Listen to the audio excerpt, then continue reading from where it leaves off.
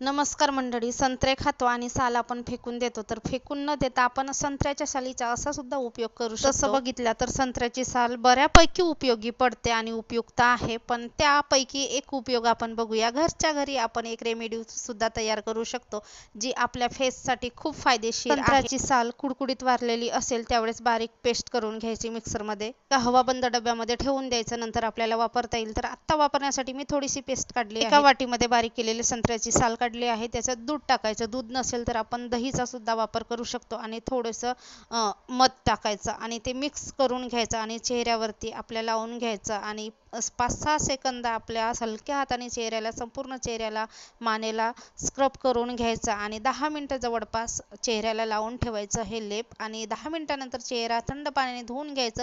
त्याच्यानंतर तुम्ही बघू शकता आपली स्किन किती छान अशी ग्लो करते. त्यामुळे जर आपला चेहरा काळा पडला असेल तर काळापडपणा दूर होतो.